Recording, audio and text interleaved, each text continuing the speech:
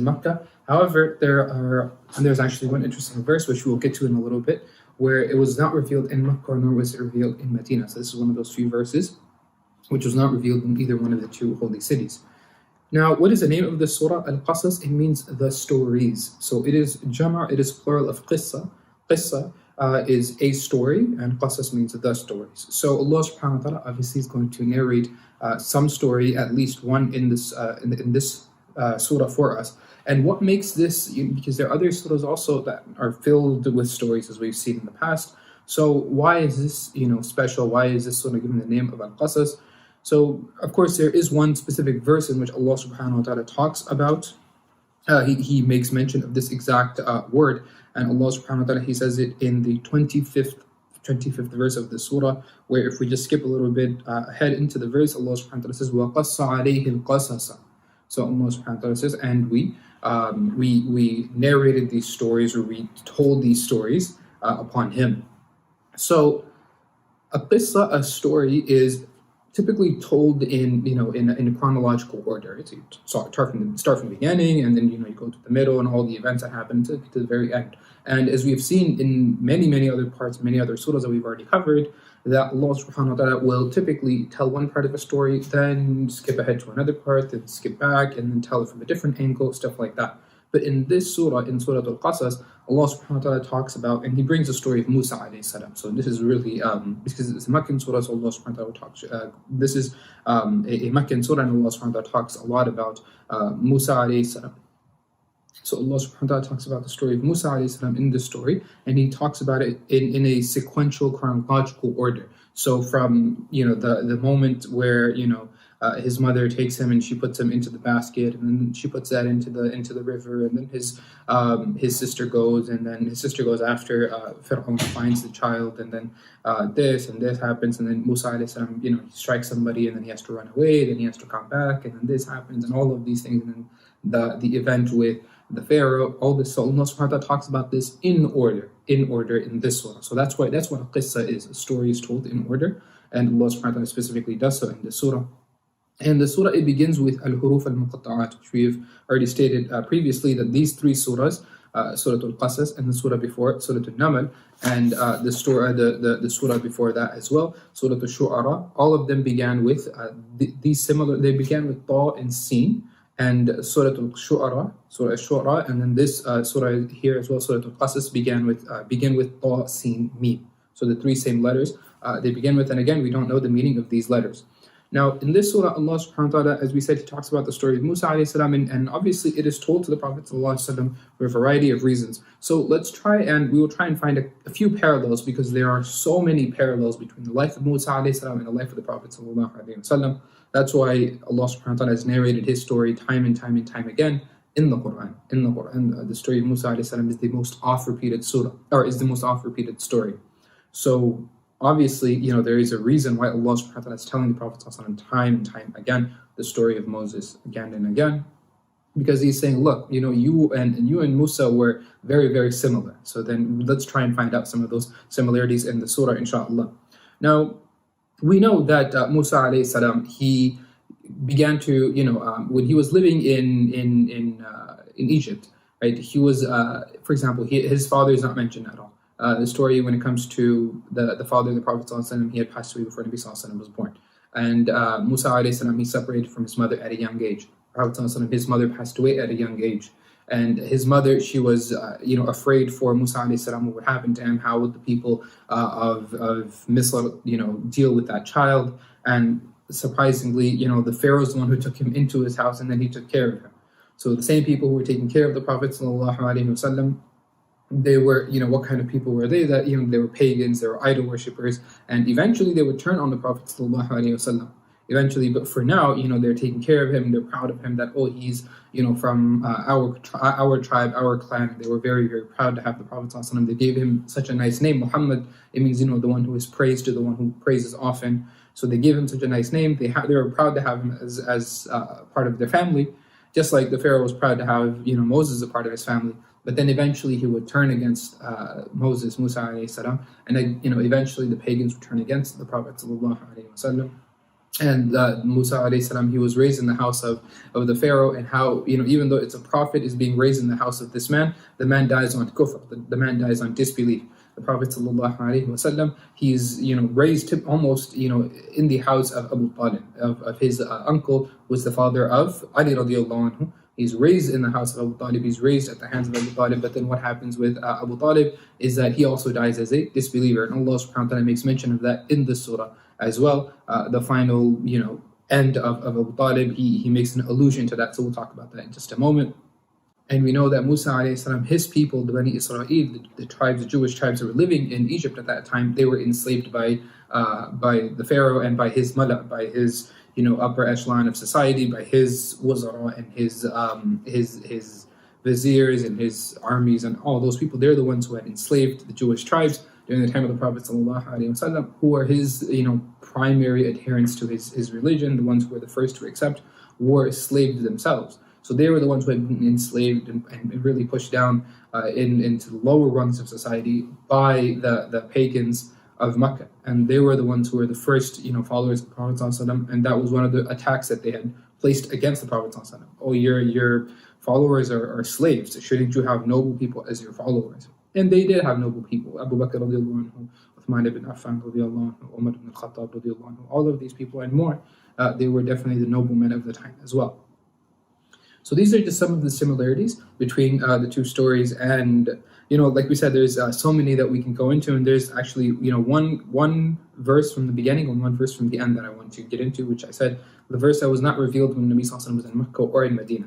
So when Musa alayhi salam, his mother puts him into the basket, and then she's putting him into the into the river. Obviously, a mother is not doing that voluntarily. To be perfectly honest, she's not doing that because she's eager and thinks that, oh yes, definitely I'm going to endanger the life of my child in this manner. But she has no other choice. She has no other choice. And I remember reading something. It's a very sad observation about some of the refugees and how they're forced to flee from, be it Syria or be it parts of Africa, and they're stuck at sea for months and months on end. And oftentimes, unfortunately, they drown because the boat will capsize or something will happen, and they'll die on the water. And people, they say that some people, they attacked and they said, oh, how can a mother do this and take her child and this and that, endanger the life of the child? People said, well, she's not doing that voluntarily. And these people, if they are doing this because they have no other option. Right, that they can't stay where they were. They cannot stay in the situation they were already in because it's such a terrible situation. So they're taking this literal life or death kind of risk, and it's like up in the air, 50-50, that they might just die even on the way to getting to their new destination. Musa alayhi salam's mother is in a similar situation. She doesn't want to put her child into the basket and throw him into the river, but she has no other option, because if she keeps him here, the child is going to die.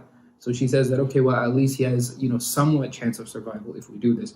So Allah subhanahu wa ta'ala, he says that Musa alayhi salam's mother was, her heart was, shaken. Musa alayhi salam's mother, she was very, very, you can tell, right, how a mother will react in that situation. So Allah subhanahu wa ta'ala had to divinely assist her. He had to actually give her inspiration. He had to make her heart firm. And Allah subhanahu wa ta'ala, he even says that in verse 10, he says, وَأَصْبَحَ فُؤَادُ أُمِّ مُوسَى فَارِغًا. He says that the heart of the mother of Musa alayhi salam, it became empty. It became empty, right? Like it's like she became like hollow, like a shell. She's like, I have nothing else to live for, and it's like my infant son, my most beloved child, and I've just basically thrown him to his death. So she just kind of becomes completely hollowed out, becomes very emotionless. So Allah subhanahu wa ta'ala has to make her heart firm. So He says, إِن كَادَتْ لَتُبْدِي بِهِ لَوْلَا أَنْ رَبَطْنَا عَلَى قَلْبِهَا لِتَكُونَ مِنَ الْمُؤْمِنِينَ. Allah subhanahu wa ta'ala says that she was so close to actually telling people what happened, that basically going out and announcing that, oh, this is my child, and I threw him in the river, and telling the authorities or something like that, had Allah subhanahu wa ta'ala not made her heart firm. Basically, رَبَطْنَا عَلَى قَلْبِهَا, Allah subhanahu wa ta'ala tied her heart up. It's like, your heart is broken, so Allah subhanahu wa ta'ala put her heart back together and held it back together, so that even though she was broken-hearted, Allah subhanahu wa ta'ala mended her heart, gave her strength through that moment. Just have a little bit of sabr, get through this.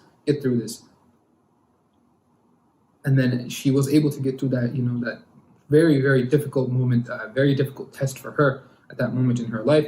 And as a result, Allah subhanahu wa ta'ala, of course, He gave her a good ending, and as well as Musa alayhi salam, we know the story that things began to take a turn for the better. So let's look at, like I said, I want to look at a parallel between his mother's experience in the life of the Prophet. So when Musa alayhi salam's mother takes him and she puts him into the basket and into the river, she's very upset, obviously, and she thinks that what's going to happen to my child? I'm going to lose my child forever. So Allah subhanahu wa ta'ala says, وَأَوْحَيْنَا إِلَىٰ أُمِّ مُوسَىٰ أَنْ أَرْضِعِيهِ. Allah subhanahu wa ta'ala says that we gave the mother of Musa some type of inspiration that, you know what, you should breastfeed your child, you should take care of your child. فَإِذَا خِفْتِ عَلَيْهِ فَأَلْقِيهِ فِي الْيَمِّ. That, obviously when the child is born, the mother has to take care of it. So, okay, feed your child. And then when you fear that the authorities are going to come knocking and that, okay, I can't hide my child, what am I supposed to do? Allah subhanahu wa ta'ala says, when that fear enters your heart and you know that, okay, now I have to do something. So what is the only course of option? Allah subhanahu wa ta'ala says, فَأَلْقِيهِ فِي الْيَمِّ. Throw him into the river. Not just the actual baby, but put him into a basket of some sorts, and into a tabut, put him into a basket, and then set that afloat into the river. وَلَا تَخَافِي وَلَا تَحْزَنِي. Allah subhanahu wa ta'ala says, do not be afraid, nor do not be sad either. Do not be afraid. So fear is, for something that will happen in the future. So Allah subhanahu wa ta'ala tells her that don't be afraid of what will happen to him after you have done this. Okay, so don't fear for the future, don't be anxious or nervous about it. وَلَا تَحْزَنِي. And do not be sad. Sadness is of something that has already happened in the past. So then Allah subhanahu wa ta'ala is saying, don't be overcome with grief about the action that you did in the past, which was, okay, let me put the baby in the water and set it afloat and push it away. And now don't be sad that, oh, I can't believe I did this. So Allah subhanahu wa ta'ala is saying, don't fear for the future, don't be sad about the past either. We have taken care of the future. We gave you, the inspiration to do this in the past as well. So this is kind of consoling her. And then Allah subhanahu wa ta'ala says, Inna radduhu ilayki. Allah subhanahu wa ta'ala says, indeed, we will most certainly return him to you. Okay. وَجَاعِلُهُ مِنَ الْمُرْسَلِينَ. Allah subhanahu wa ta'ala says, and we are going to make him from amongst the messengers. So this is an inspiration that he gave to Musa alayhi salam's mother, that don't worry, don't be afraid, don't be sad about what you have done, and don't think that this is the last you're going to see of him. Indeed, we'll return him to you. She's not thinking that, how is she, the idea would never cross her mind that, oh yeah, definitely, my son is going to go out, he's going to go and grow up in the palace of the Pharaoh. Of course not. That thought would probably never cross her mind. But Allah subhanahu wa ta'ala is inspiring her in some fashion or form that don't worry, he will come back to you. Now, how is this related to the Prophet sallallahu alaihi wasallam? So if we jump ahead quite a bit, okay, to the very, very end of the surah, So the surah is 88 verses. And if we go to verse 85.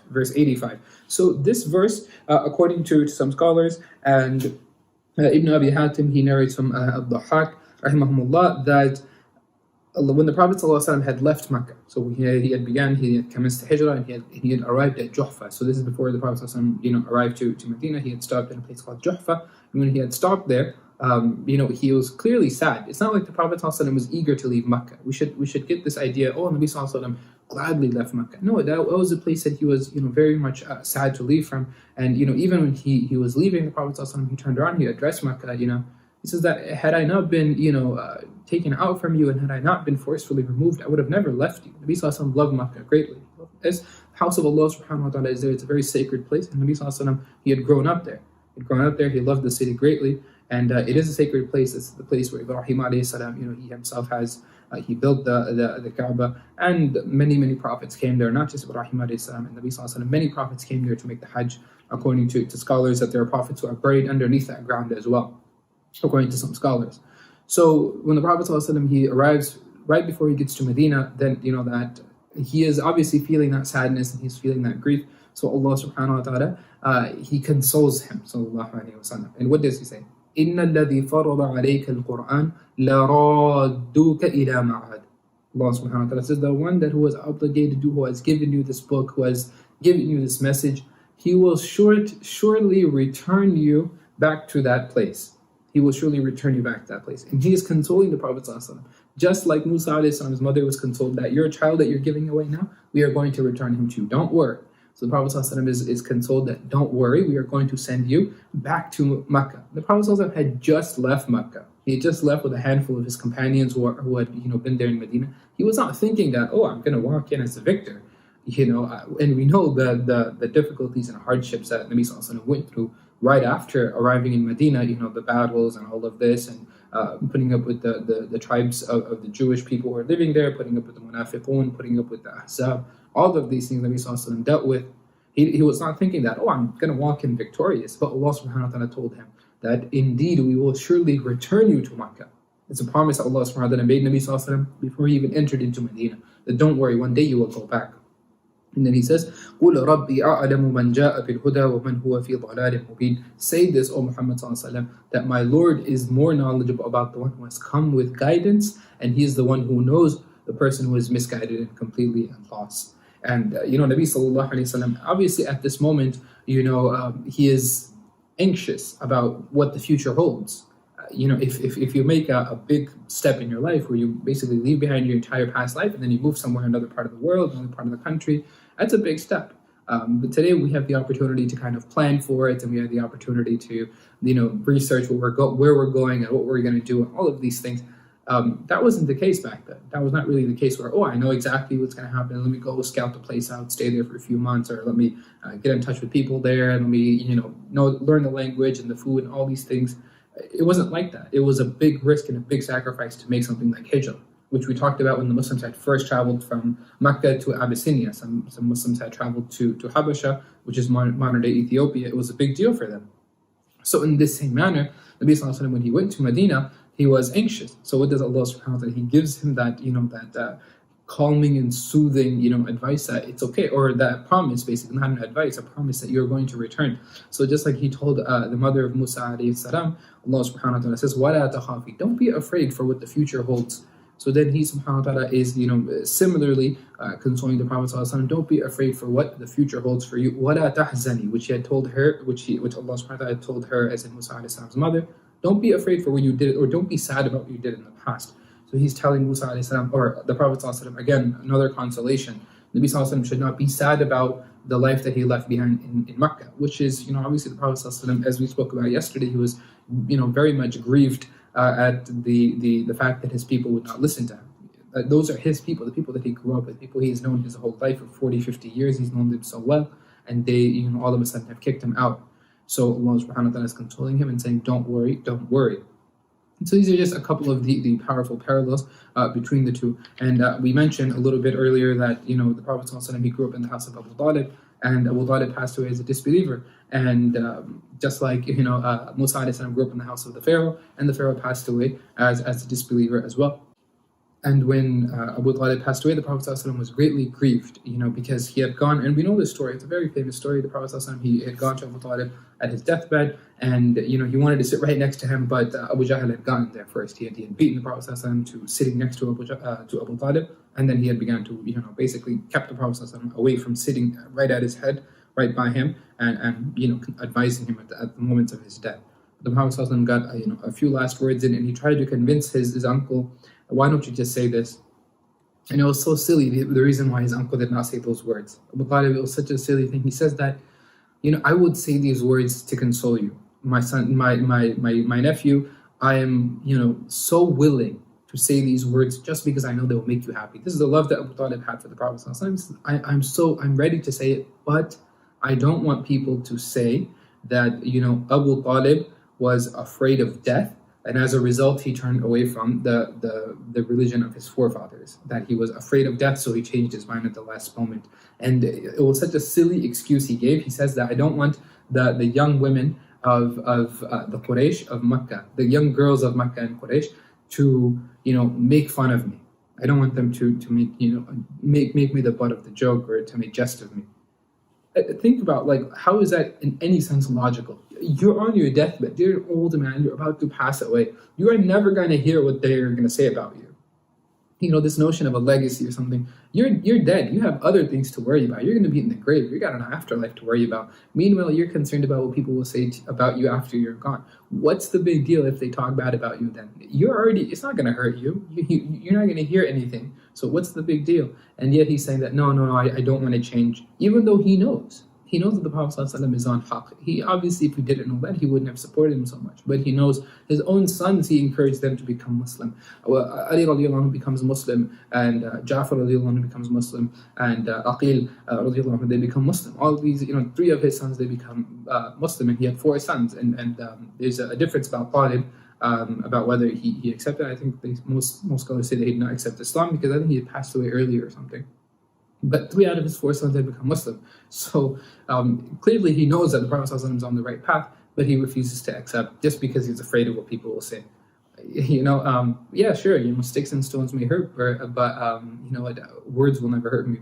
Words will definitely hurt, but if you're dead, they can't really hurt you. Nor can sticks and stones hurt you when you're dead. Then you have other things to worry about. You have other priorities. So we shouldn't let the fear of what's he gonna say, what's she gonna say. This is such a horrible trope, I guess. This whole what will people think? What will people think? It's very prominent in Desi culture, unfortunately. I think my Desi friends will definitely attest to this. Log kya kahenge? What will people say? What will the people say? Well, who cares what the people will say? What will Allah subhanahu wa ta'ala say? That's what matters. What will the Prophet say? That's what matters. People, who cares? People are stupid. Right? Ignore people. We need to know what our Prophet will say. We need to know what Allah subhanahu wa ta'ala will say. Those are the only opinions that matter. At the end of the day, those are the only opinions that truly matter, because those opinions are everlasting. People's opinions are temporary.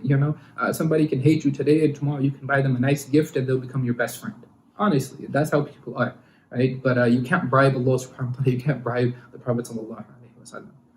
So we should be more concerned and more focused on what is Allah subhanahu wa ta'ala's opinion of us. How are we viewed in the eyes of Allah subhanahu wa ta'ala? And people will honor us for our wealth and for our fame and name and popularity, but Allah subhanahu wa ta'ala will not honor us for these silly, trivial, temporary things. Allah subhanahu wa ta'ala gives honor based on our obedience to Him. Inna akramakum indallahi atqakum. Indeed, the one who is most honored in the eyes of Allah subhanahu wa ta'ala is the one who fears Allah the most, the one who is most cognizant of their Lord, the one who lives their life according to how Allah subhanahu wa ta'ala wants them to. So when the Prophet ﷺ, he hears he hears this response from his uncle that I'm not going to accept, I'm sorry, and then he says that I'm passing away on the religion of my forefathers, and he dies, and the Prophet ﷺ is greatly grieved. He's greatly grieved. Obviously, he knows that at least Khadija radiallahu anha had passed away in the same year, but she had passed away on Islam. He knows, and he's happy that his wife had at least. He was sad that she passed away, but he's happy that she's going to paradise. Here, on the other hand, his uncle is passing away and refusing to accept. So Allah subhanahu wa ta'ala had to tell the Prophet ﷺ that, look, O Muhammad, even you do not guide the one that you want to. So in verse 56, Allah subhanahu wa ta'ala says, إِنَّكَ لَا تَهْدِي مَنْ أَحْبَبْتَ وَلَكِنَّ اللَّهَ يَهْدِي مَنْ يَشَاءُ. Allah subhanahu wa ta'ala, He says, وَهُوَ أَعْلَمُ بِالْمُهْتَدِينَ. Indeed, O you Muhammad, you do not guide the one that you want to. You don't guide the one that you love. You love your uncle, definitely, but hidayat is not in your hands. You cannot guide him to the right path. You can only deliver the message. إِنَّمَا أَنْتَ مُنذِرٌ. Allah subhanahu wa ta'ala tells him so many times, or إِنَّمَا عَلَيْكَ الْبَلَاغُ, that indeed you are only a warner, indeed you only have to convey this message. There are various parts of the message the Prophet ﷺ had to do, but you cannot put guidance into the heart of a person. That is only up to Allah subhanahu wa ta'ala. You give the message to a person, you do your best, but Allah is the one who holds the heart of that person in His hands. So in this case, when the Prophet ﷺ was greatly grieved, Allah subhanahu wa ta'ala had to tell him, O Muhammad, you loved him, but Allah is the one who can choose to guide this person or not to, or to leave him to his own volition. So then he says, وَلَكِنَّ اللَّهَ يَهْدِي مَنْ يَشَاءُ. Allah is the one who guides who He wishes. And He says, وَهُوَ أَعْلَمُ بِالْمُهْتَدِينَ. Allah knows best who is the one from amongst the guided. So this was some consolation for the Prophet ﷺ that, it's kind of like, Nabi Sallallahu Alaihi Wasallam is greatly grieved, and he's thinking, what more could I have done? What more could I have done for my uncle? And Allah subhanahu wa ta'ala is telling him that, you did what you could, but at the end of the day, this was Allah's will. This was Allah's will, so it happened according to Allah subhanahu wa ta'ala's wishes. Now, let's go to one final story, because this is also from the story of Musa alayhi salam. So there was a man by the name of Qarun. So I thought, let's go a little bit over his story, just in brief. And we'll talk a little bit about the parallels between Qarun and the Pharaoh Fir'aun. So this was verse 76. Yeah, verse 76. So if you go to this verse, Allah subhanahu wa ta'ala narrates for us the story of Qarun. He says, إِنَّ قَارُونَ كَانَ مِنْ قَوْمِ مُوسَى. that Qarun, indeed, he was from the people of Musa alayhi salam. So some people say he was, actually related to Musa alayhi salam as well. However, we know that he was from, their people. Okay, so he was not from the people of the Pharaoh. Rather, he was actually from, Musa alayhi salam's, be it his tribe or his community or his society, but he was not a part of the native Egyptian society at that time. So he says, Allah subhanahu wa ta'ala says, فَبَغَى عَلَيْهِمْ. So then he committed oppression amongst them. He committed oppression amongst these people. So or against his own people. Okay, so how does he do that? Allah subhanahu wa ta'ala says, وَآتَيْنَاهُ مِنَ الْكُنُوزِ مَا إِنَّ مَفَاتِحَهُ لَتَنُوءُ بِالْعُصْبَةِ أُولِي الْقُوَّةِ إِذْ قَالَ لَهُ قَوْمُهُ لَا تَفْرَحْ إِنَّ اللَّهَ لَا يُحِبُّ الْفَرِحِينَ. Qarun was actually, at one point, Qarun was a very, very poor man. He was a very poor man. So he was a faqir, he was a complete miskeen. And then Allah subhanahu wa ta'ala decided to give him wealth. And not just a little bit of wealth. Allah subhanahu wa ta'ala gave him an immense amount of wealth. So he made him one of the richest people of all time. Literally. So he went from being, complete, it's like a rags to riches story. That's exactly the story of Qarun. He was dirt poor, and then he became one of the wealthiest people of all time. To such an extent, Allah subhanahu wa ta'ala says, وَآتَيْنَاهُ مِنَ الْكُنُوزِ. We gave him from treasures. To what extent did Allah give him these treasures? مَا إِنَّ مَفَاتِحَهُ لَتَنُوءُ بِالْعُصْبَةِ أُولِي الْقُوَّةِ. That just the keys to his treasures. So imagine you have a bank vault, okay? Allah subhanahu wa ta'ala is not even talking about the vault inside, or the vault, or what is inside the vault. Allah subhanahu wa ta'ala is only talking about the keys to the vault. He says the keys themselves were heavy upon groups of strong, able-bodied men. So, imagine like a big bodybuilder is having trouble carrying these keys. Like, it's heavy for him to carry these keys. That's just the keys. So imagine what the keys are actually guarding. Imagine how big the vault must be. Imagine how much treasure there must be. How many vaults he must have. So how much wealth this man, Allah subhanahu wa ta'ala, had given him. So then, what happened with this man Qarun? So then he says that, Allah subhanahu wa ta'ala says that, إِذْ قَالَ لَهُ قَوْمُهُ لَا تَفْرَحْ. His people, they said to him that, do not be boastful. Do not show off. Do not have arrogance and pride. إِنَّ اللَّهَ لَا يُحِبُّ الْفَرِحِينَ. Indeed, Allah subhanahu wa ta'ala does not love the people who are boastful and arrogant. Allah subhanahu wa ta'ala does not love those people. وَابْتَغِ فِي مَا آتَاكَ اللَّهُ دَارَ الْآخِرَةِ. Allah subhanahu wa ta'ala, he said, وَابْتَغِ فِي مَا آتَاكَ اللَّهُ دَارَ الْآخِرَةِ. That they continue to give him advice. They say that, and seek from what Allah has given you, seek the best of the hereafter. Seek ad-dar al-akhirah, the final abode. So this is again, advice that they are giving to him, that this wealth that Allah subhanahu wa ta'ala has given you, use it in a good manner. Use it in a way that will help you seal your afterlife in a good way. Have you, basically guarantee for you a VIP place in Jannah, which you can definitely do with all of this money and all of this power that Allah subhanahu wa ta'ala has given you. وَلَا تَنْسَى نَصِيبَكَ مِنَ الدُّنْيا. And don't forget what Allah has, ordained for you in dunya as well. Allah has given you a portion to enjoy in dunya. So from all of this vast wealth and influence that you have been given, you should use it primarily to guarantee your afterlife. But understand that you also have the dunya. You also have a life to live here, 50, 60, 70, 80 years. So make the most of your money here as well. Make the most of what Allah has given you here. Don't forget that, So do both. Make sure you get your akhirah first. Make sure you have that sealed. But definitely enjoy your life in dunya as well. So this is what this is a very solid advice, very mu'tadil kind of advice, on the straight and narrow, I guess. وَأَحْسِنْ كَمَا أَحْسَنَ اللَّهُ إِلَيْكَ. And do good just like Allah has done good to you. So this is a reminder, again and again, they're reminding him that Allah has done good to you. Basically, remember when you were poor? Remember when you were dirt poor and Allah's the one who gave you all of this wealth and influence? And He gave you power and He gave you, so much resources? So why don't you use some of that and give it to the people who are in the similar situation you used to be in? These people are also poor. These people are also going through hardship. So just like you used to be poor one time and you used to be going through hardship, why don't you take care of these people? Allah took care of you, and Allah is not making you the means of taking care of these people. وَلَا تَبْغِ الْفَسَادَ فِي الْأَرْضِ. And do not seek to commit corruption on this earth. This is unfortunately what happens when people just let power and wealth get to their heads. And there's a saying, very famous saying, I don't know how true it is, that power corrupts and absolute power corrupts absolutely. So, it's I wouldn't say it's very accurate, to be honest. I think that, instead of power corrupting, I think what power does is it reveals. Power reveals, so it reveals what is already apparent within a person. And that's exactly what happened with Qarun. That, when he was a dirt poor man, he couldn't do any of this stuff. He couldn't show off because he had nothing to show off. But that arrogance and that pride, it was still within him, even though he was dirt poor, even though he was, miserable and he had nothing, he was still arrogant and boastful and proud.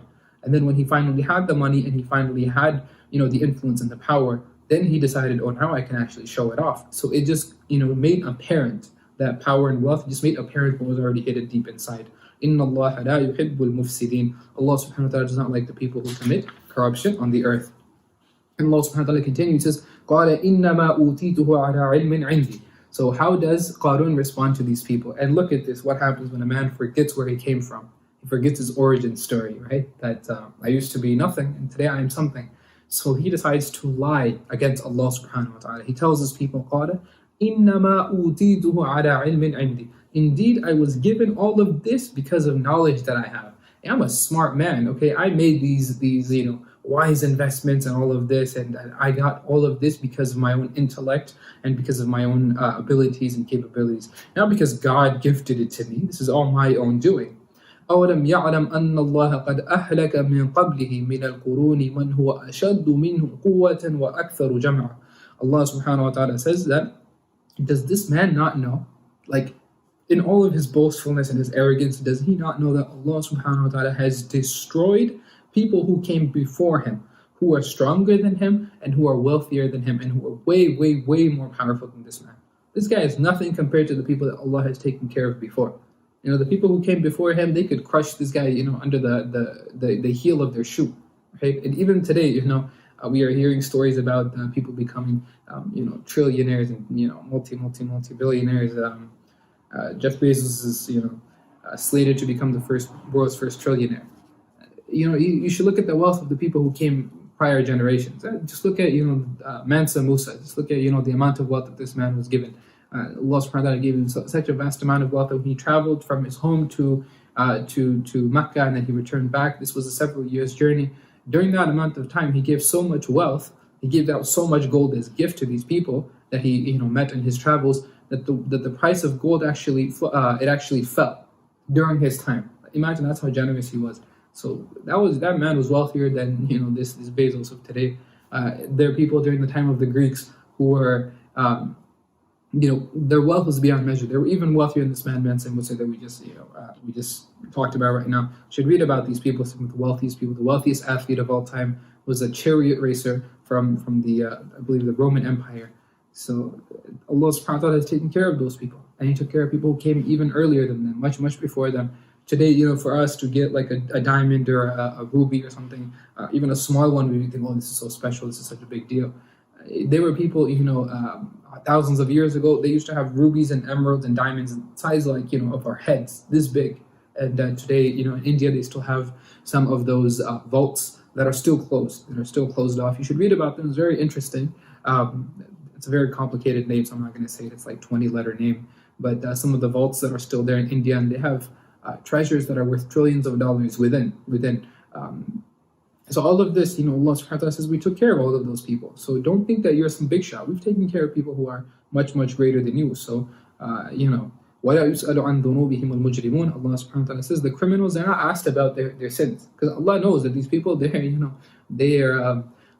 done what they have done. They've done what they have done. They're guilty as charged. So, you don't need to ask about them, and we'll take care of them. So then how does Allah subhanahu wa ta'ala deal with this man, Qarun? And this is, again, we're going to do a little bit about the similarities between Qarun and the Pharaoh. So he says, فَخَرَجَ عَلَىٰ قَوْمِهِ فِي زِينَتِهِ. So Qarun, he comes out to his people in, decked out in all of his nicest clothing. He comes out with all of his property. He comes out with horses and chariots, and comes out with elephants, and God knows what else he might have. And he has all of his armies, because you can buy armies when you're wealthy. He has all of these things. And then he says that قَالَ الَّذِينَ يُرِيدُونَ الْحَيَاةَ الدُّنْيَا. The people who are watching. So obviously it's like a big parade that he's showing off in front of all the people. And his people are, again, the Bani Israel. So the people are there and they're all looking up at him. So Allah subhanahu wa ta'ala says, from amongst the people who are watching this, this procession, some of them, Allah subhanahu wa ta'ala says, يُرِيدُونَ الْحَيَاةَ الدُّنْيا. They wanted the life of this dunya. That was what was special to them, this worldly life. يَا لَيْتَ لَنَا مِثْلَ مَا أُوتِيَ قَارُونَ. إِنَّهُ لَذُو حَظٍّ عَظِيمٍ. They said that we wish we had what Qarun has. I mean, look at this guy. He has been given such like goodness. He's so wealthy, so powerful. He has such good luck. Why can't we be like him? I want what this guy has. I want what this man has. Now think about it. When we see things like this, when we read news stories, when we see pictures of Bill Gates' house and Elon Musk's 7 houses or whatever that he's selling, or God knows what else these jokers have today. Do we think that I wish that I had what this guy has? I wish, why can't I live like this? If we do that, then we forget, the house that we are living in right now. We forget the food that, we forget the how nice our food tastes. At least at iftar time, we forget how nice our food tastes, because all we're doing is on Instagram looking at the big buffet that somebody's eating in Singapore or something, and we're just jealous of what they have there. But we're forgetting all the hard work that, be it our spouse or our parents or our mothers or our daughters and sisters have made for us. We forget how good that food tastes, because we're just fixated on that. We forget how nice our clothes are now, that we were so happy to buy these clothes and get them made hand tailored, because all we're doing is looking at the suit that this guy is wearing. Oh man, this is a nice suit. What about what you're wearing? What about how happy you were to get what you have now? But today, now you're letting this other person's possessions distract you. That should never be the case. Instead of looking at, this is something that, scholars, they say that when it comes to dunya, never look at people above you.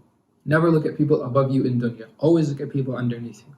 That don't think about what he has or she has and they have better than I do and more than I do. Look at what this person does not have. Like, I have more than he has, I have more than she has. That will keep you grateful. That will keep you, humble. That will keep you down to earth. That, I'm so grateful for what I have been given. Alhamdulillah. Alhamdulillah for what I have. That, this person doesn't even have that. Instead of like, oh, I can't believe this guy has a 7-bedroom house. I only have a 6-bedroom house. There are people who don't even have homes. And meanwhile, we're complaining about 6 bedrooms and 4 bathrooms. That should never, ever be the case. When it comes to dunya, always look at what people have. People do not have. What people do not have, rather than what people have. And when it comes to akhirah, when it comes to deen, when it comes to our religion, don't look at people underneath you. Don't look at people like, this guy doesn't even know, farqain, this guy doesn't even know how to pray basics, like you see somebody in the masjid and he's, doing all kinds of weird stuff in his prayer. Don't look down on that person. Rather, you should look at, the person over here who is, praying with so much concentration, devotion. This guy's praying, he's always crying in his prayer, and you think that, how can I get like him? How can I be like her, that she's so focused in her prayers? This person is so pious. How can I be like them? Rather than, this guy doesn't even know how to pray properly. That should never be the case. So we should always look at people above us when it comes to our deen, that, how can I be like them in deen? And then when it comes to dunya, always look at people beneath us and say that, I'm so grateful that Allah has given me what He has given me. Now how can I reach out and help these people as well?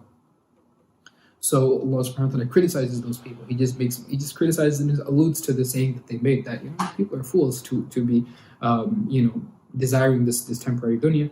وَقَالَ الَّذِينَ أُوتُوا الْعِلْمَ وَيْلَكُمْ ثَوَابُ اللَّهِ خَيْرٌ لِمَنْ آمَنَ وَعَمِلَ صَالِحًا وَلَا يُلَقَّاهَا إِلَّا الصَّابِرُونَ. Allah subhanahu wa ta'ala says that the people who have been given some knowledge, so it requires some knowledge, right? That if you think that this is it, that this temporary abode is all there is, then you're only going to want what is temporary. You will be happy with the ephemeral. But a person who knows that there is something more to this, that this existence, that the fact that I am conscious, the fact that I'm thinking and living and breathing and feeling, and that I'm special, I'm different from all of the creation that is around. I'm just not like the animals. I'm not some random happenstance that just occurred. There's a reason for my existence. And a person who has that knowledge and that foresight, and they know that there's something coming after them, and that person will not want what is ephemeral and temporal. They will want something that is eternal and something that exists forever. So Allah subhanahu wa ta'ala says, those people, what did they say? He said, وَيْلَكُمْ. They said that, وَيْلَكُمْ, woe upon you, woe to you, O people. Like, what's wrong with you guys? Seriously, what's wrong with you? Why are you, so obsessed with what He has? ثَوَابُ اللَّهِ خَيْرٌ. What Allah has promised is better than this.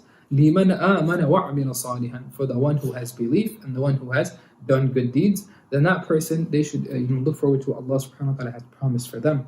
وَلَا يُلَقَّاهَا إِلَّا الصَّابِرُونَ. Only the people of sabr, they will be the ones who will be fortunate enough to receive that. Only those people. Because, when you see somebody who has a lot more than you, then, you might think that, okay, I'm going to do whatever it takes to get there. Even if it means I have to cross some lines and I have to, get into some, shady business or whatever it might be, or I might have to do something haram, or, okay, just temporarily I'll do something haram. So Allah subhanahu wa ta'ala, He makes a promise here on the tongues of these people that the people who have sabr, they know that, Allah will give me better than this. It's okay, Allah will give me. And those people, they will definitely get that reward from Allah. But the people who think that, no, I need it now, then definitely those people, they will be deprived of it in dunya and in akhirah. So may Allah subhanahu wa ta'ala protect us from that.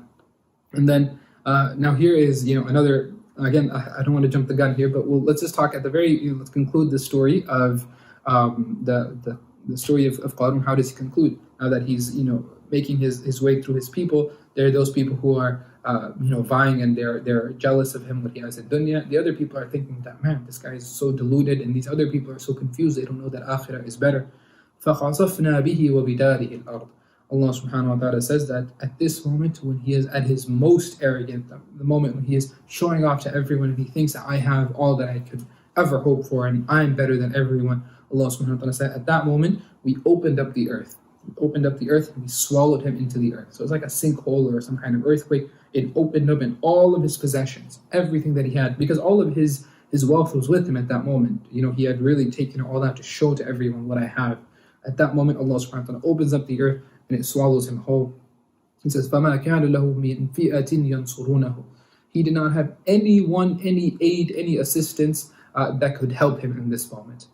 Even though this man, at all of his time, he had his armies, he controlled politicians, he controlled, God knows what else, he controlled everything. Allah subhanahu wa ta'ala said, at this moment, when the earth was swallowing him, nobody could help him. Nobody could assist him. The wealthiest man at that time, and nobody could help him at this moment, min dunillah, except Allah subhanahu wa ta'ala. وَمَا كَانَ مِنَ الْمُنْتَصِرِينَ. He was not from the people who was helped. Because that arrogance and that pride. He didn't think that, I need Allah's help. He thought that he was somebody special. He thought he was a big shot. He thought that, no, I'm good. I'm very happy with what I have, and I got all this by myself.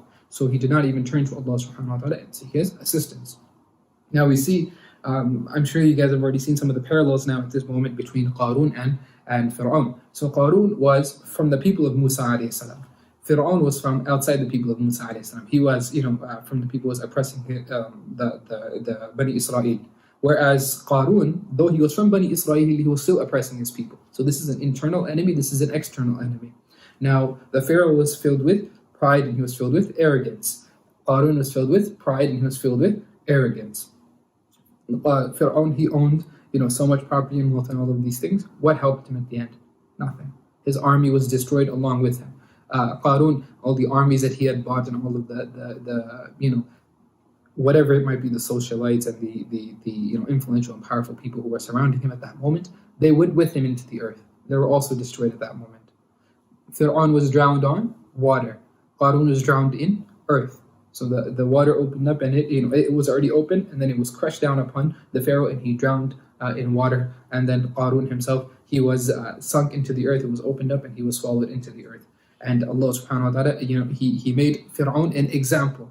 He made Fir'aun an example for the ummahs that would come after. According to the hadith of the Prophet sallallahu alaihi wasallam, Qarun, he will continue to fall into the earth. Okay, that the earth will continue to swallow him until the day of judgment. So this example is still long lasting. It's going to keep going until the day of judgment. Just like the pharaohs keep, his punishment is eternal, basically, like his humiliation is eternal. In the same way, Qarun's humiliation is eternal as well. The pharaoh, he saw the angel of death at the last moment, and he tried to accept Islam. But when the ghaib is opened up to you, it's too late. That defeats the point of the test. Like, you're shown that, guess what, you were wrong.